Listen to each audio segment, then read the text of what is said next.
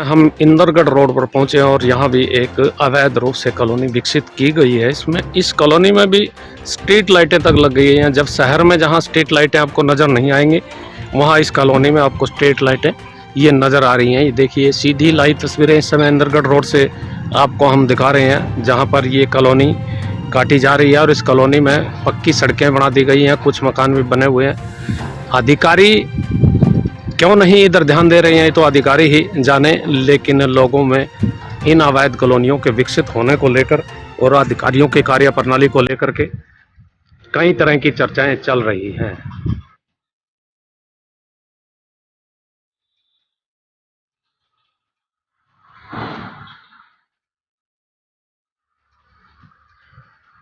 ये भी एक अवैध कॉलोनी के रूप में विकसित हो रही है और मकान इसमें बने हुए हैं, कुछ ईंटें आई हुई हैं और भी लोग मकान बनाने की तैयारी कर रहे हैं। प्रॉपर्टी डीलर जो खाली पड़ी जगह है उसको बेचने की तैयारी में है। अधिकारी इस ओर आते हैं, देख करके चले जाते हैं, लेकिन कार्रवाई के नाम पर कुछ भी नहीं है। है? मैं लग रही हूँ। अच्छा, तो कॉलोनी काट रहे हो? हाँ जी, मेरी वीडियो क्यों बना रही है? हाँ, कॉलोनी कट रही है क्या? ये प्लाट बेच रहे? हाँ हाँ? हाँ। अच्छा, कितना क्या रेट का रखा?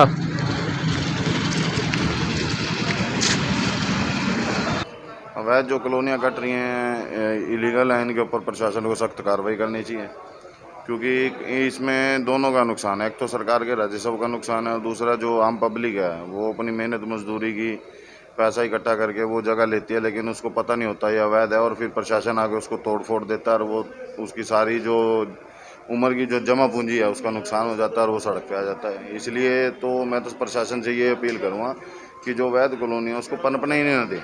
वहाँ बिल्कुल है, कहीं ऐसी जगह है, लेकिन प्रशासन समय समय पर कार्रवाई भी करता है। लेकिन मैं तो प्रशासन से यही अपील करूँगा कि जैसे ही जो लोग इन कॉलोनियों को काट रहे हैं, जो अवैध कॉलोनियाँ, उनके खिलाफ सख्त कार्रवाई करनी चाहिए, ताकि आम जनमानस जो है, आम पब्लिक है, वो उस उनके लुभावने चंगुल में न फंसे और उनकी जो अपने जीवन भर की जमा पूंजी है वो अपना नुकसान होने से बच सके। हो सकता है कहीं ना कहीं जिस हिसाब से कहीं कहीं साल इन पर जो कार्रवाई नहीं होती है, जैसे थोड़ी बहुत ही कार्रवाई होती है, अगले दिन फिर वो बननी शुरू हो जाती हैं, तो कहीं ना कहीं तो लगता है। देखो सर, अगर देश में पहले क्राइम होने से पहले ही अगर उस पर कार्रवाई हो जाए तो क्राइम क्यों होगा?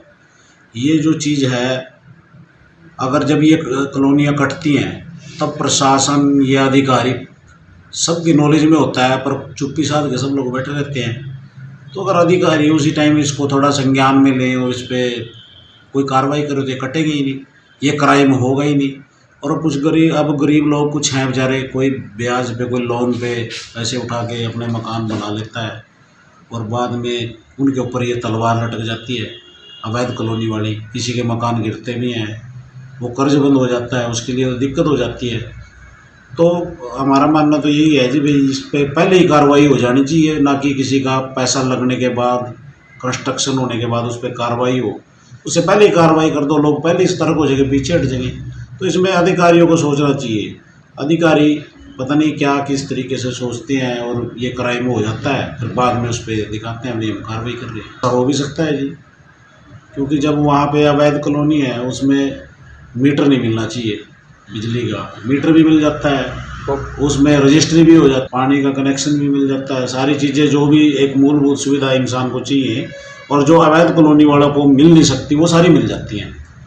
तो कुछ भी हो सकता है जी, कोई मिलीभगत भी हो सकती है, सारे काम हो सकते हैं। सरकार को तो इसमें निष्पक्ष तरीके से काम करना चाहिए, एक कमेटी गठित करनी चाहिए और इस क्राइम को कम करना चाहिए, इस पर पहले ही रोक लगा देनी चाहिए, या फिर इनको सुचारू रूप से वैध कर दो।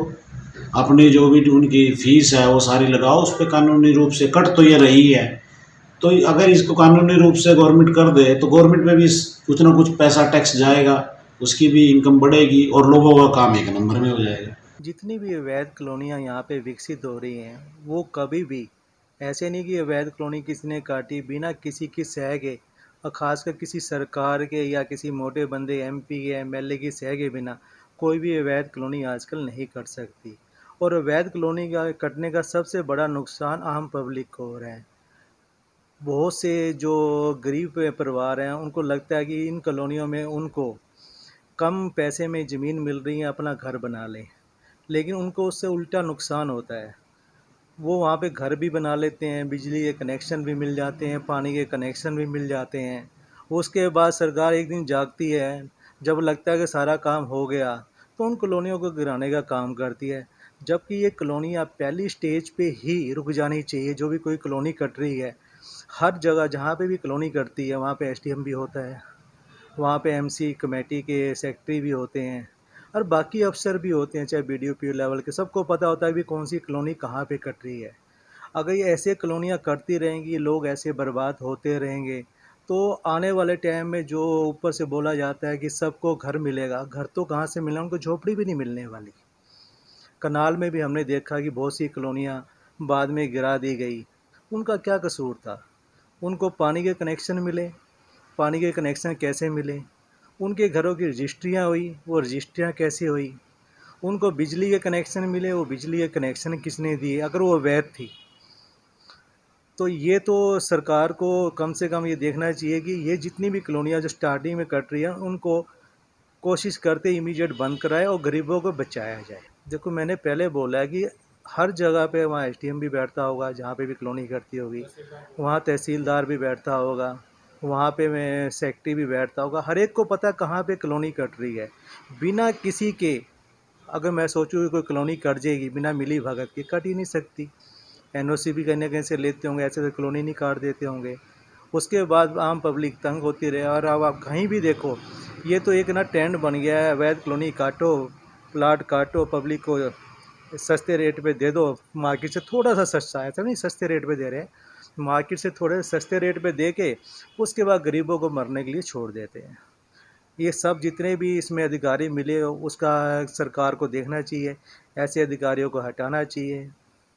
देखिए, सरकार जो है और प्रशासन जो है, जिला प्रशासन, ये अवैध कॉलोनियों को लेकर बहुत ही सख्त है। किसी भी हालत में अवैध कॉलोनियाँ पनपने नहीं दी जाएंगी।